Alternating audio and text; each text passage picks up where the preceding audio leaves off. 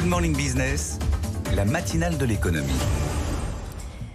Philippe Tourelle, bonjour, président directeur général des laboratoires Lavoisier. Le gouvernement a annoncé un dispositif pour aider les entreprises, un bouclier tarifaire pour les entreprises qui ont moins de 2 millions d'euros de chiffre d'affaires et moins de 10 salariés. Ce n'est pas votre cas, vous ne rentrez pas là-dedans puisque vous avez un chiffre d'affaires bien plus fort. Et il a aussi annoncé pour les grosses entreprises qu'il allait aider pour les achats de gaz et d'électricité pour ceux qui ont des factures qui atteignent au-delà de 3% du chiffre d'affaires. Est-ce que vous êtes dans ce deuxième cas ? Bonjour Laure Closier, bonjour Christophe Jacubizine. Effectivement, aujourd'hui, la difficulté des différents dispositifs, c'est qu'ils ne couvrent pas l'ensemble du besoin. Vous êtes dans le trou, entre les deux. Exactement. Et aujourd'hui, c'est un enjeu majeur pour le secteur de l'industrie pharmaceutique parce que dans l'inconscient, on voit les grandes entreprises et on voit à côté les start-up. Mais au milieu, il y a 160 TPE, PME qui diffusent plus de 35% des boîtes de médicaments en France, qui font leur chiffre d'affaires majoritairement en France, 85%, et ces entreprises, elles ne sont pas couvertes par ces mesures. On va expliquer très concrètement comment vous êtes touché. D'abord, vous fabriquez des médicaments essentiels, injectables. Ils sont essentiels, c'est l'OMS qui le dit. Tout à fait. Et ensuite, vous avez des prix, évidemment, réglementés par le gouvernement français, des tarifs sécurité sociale, qui n'ont pas bougé, alors que vos coûts, à cause de l'inflation, ont augmenté de 20 à 30%. Comment vous allez faire pour continuer à produire ? Aujourd'hui, c'est plus faisable. Techniquement, on est dans une situation historique du médicament qui a décapitalisé. 2010, 2019, le budget du médicament n'a pas changé, le budget des dépenses de santé a augmenté, donc la part du médicament est passée de 14% à 11%. En parallèle, sur ces médicaments matures, que je qualifierais de médicaments du quotidien, peu onéreux, inférieurs à 2 euros, on a des baisses de prix régulières. Donc au bout d'un moment, effectivement, c'est ce que vous avez dit, il y a un effet ciseau qui fait qu'entre le prix de vente et le coût de production, surtout un coût français, ça ne fonctionne plus. Économiquement, ça ne fonctionne plus. Ça veut dire qu'on arrête ? On arrête de produire ? Puisque le prix est contraint, vous ne pouvez pas répercuter vos coûts sur les prix. C'est une des particularités du médicament en France, et c'est le système de solidarité que chacun d'entre nous apprécie. Aujourd'hui, on n'a aucune capacité de répercuter ces prix. On a fait des demandes auprès du Comité économique des produits de santé, qui est l'autorité indépendante qui fixe les prix des médicaments en France, notamment ceux vendus en ville. Pour l'instant, les discussions n'ont pas abouti. Et le secteur a tiré, je dirais, la sonnette d'alarme au mois de mai déjà. Ouais. Et depuis le mois de mai, un certain nombre de rencontres ont eu lieu, des échanges ont eu lieu. On a mis des chiffres concrets sur la table. Rien n'a bougé. Donc effectivement, la situation aujourd'hui est particulièrement préoccupante, parce que les conséquences, vous l'avez dit, ça a déjà commencé, c'est des pénuries, c'est des ruptures d'approvisionnement. In fine, c'est des arrêts de commercialisation et c'est potentiellement la disparition d'une partie du tissu. Aujourd'hui, sur les 160 PME, on considère qu'il y en a plus de 10% qui sont à risque de disparition dans l'année qui vient. Vous, par exemple, vous êtes chef d'entreprise, vous avez 135 salariés. J'imagine que comme la Banque de France, vous faites des scénarios l'an prochain. Le scénario pire pour vous, c'est-à-dire pas d'augmentation des tarifs des médicaments que vous vendez et effectivement des hausses de coûts de 30%. Est-ce que vous devez arrêter la production, mettre des salariés en chômage partiel, fermer l'entreprise ?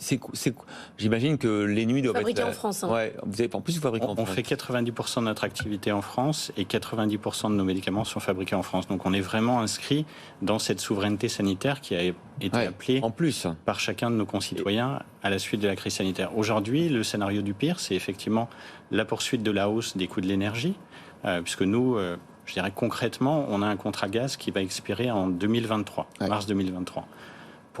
Donc on a pour l'instant un prix fixe. Vous avez commencé à négocier avec votre fournisseur ? On a commencé à négocier. Il vous propose combien de hausse ? On est à 200%. 200%, wow.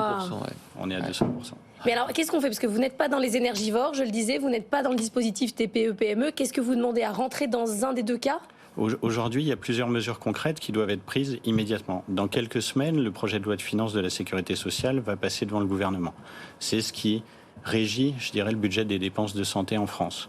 On demande que pour ces médicaments peu onéreux, fabriqués en France ou en Europe, il y ait une revalorisation immédiate d'au moins 30 centimes par boîte. C'est le minimum aujourd'hui pour permettre de garantir. C'est beaucoup, ça représente effectivement plusieurs centaines de millions d'euros, mais il faut quand même se remettre dans le contexte que j'évoquais tout à l'heure. Ça fait plus de 10 ans que sur ces médicaments, soit les prix n'ont pas bougé, 10 ans de prix fixes, voire ont baissé. Et quand vous êtes sur des prix qui sont proches de certaines commodités du quotidien, dans d'autres activités, tous les prix ont bougé en 10 ans, de 1%, 2%, 3%, et beaucoup plus ces derniers mois.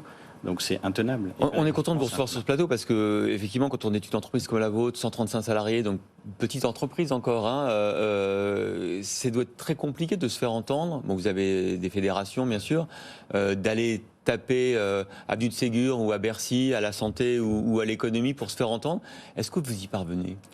Aujourd'hui, oui, puisqu'on est, comme vous l'avez dit, au sein d'une fédération qui est reconnue. Et au sein de cette fédération, il y a une association spécifique qui s'appelle l'AMLIS et qui regroupe aujourd'hui une 60aine de ces entreprises. On avait déjà un petit peu préparé, je dirais, cette situation en qualifiant ce qu'on représentait en termes d'impact pour le territoire national. Donc ça nous a permis d'ouvrir... C'est quoi alors ? Dites-nous. On a fait un panorama, en fait, il y a quelques mois, qui a permis de mesurer comme je l'ai dit tout à l'heure, on distribuait plus de 35% des médicaments consommés en France, pour 160 entreprises, dont le chiffre d'affaires médian est 28 millions d'euros. Donc vous l'avez dit tout à l'heure, c'est plutôt des petites entreprises qui représentent un tissu industriel important, puisqu'on est implanté dans plus de 50% des départements français avec une usine, un centre de recherche ou un centre de distribution.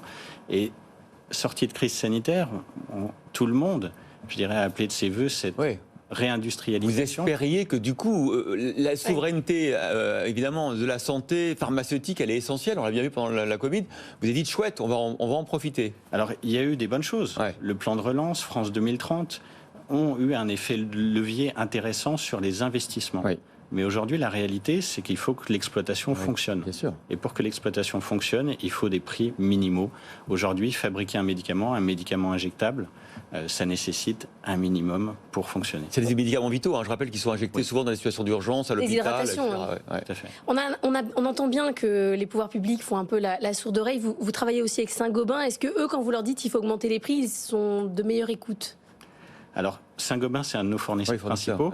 Et effectivement, pour être très concret, ça fait 40 ans qu'on travaille avec eux, donc on les connaît très bien. C'est une grande entreprise française, Verrier. Il vit la même chose que ce qui a été annoncé dans les médias, je crois, c'était Arc ou quelque chose, un nom comme celui-là. L'énergie a un impact très fort. Saint-Gobain, qui, je dirais, chaque année augmentait ses prix de 1,5-2% ces dernières années, aujourd'hui a déjà augmenté ses prix pour la 3e fois depuis le début de l'année. Ça fait combien en cumulé de hausse ? On est à 15%. C'est ça, 15%. Donc les fournisseurs plus l'électricité. Et le gaz, 200%. Tous les composants. La difficulté du médicament, c'est que c'est un produit très complexe. On va de la fabrication de la matière première à la mise en œuvre dans une usine et ensuite à la distribution. Tous les postes ont augmenté. Matière première, dans certains cas jusqu'à 70% en ce qui nous concerne. Les frais de fabrication à cause de l'énergie, mais pas uniquement, jusqu'à 70% aussi. Un exemple concret, une palette de bois. Tout le monde en utilise dans la distribution. On est passé de 14,30 € à 24,50 €. Voilà. C'est le bois. On compte sur vous, Philippe Truel, PDG des laboratoires Lavoisier, de nous dire s'il y a des amendements dans le PLFSS qui pourraient vous aider. On va se mobiliser. Merci beaucoup d'avoir été notre invité dans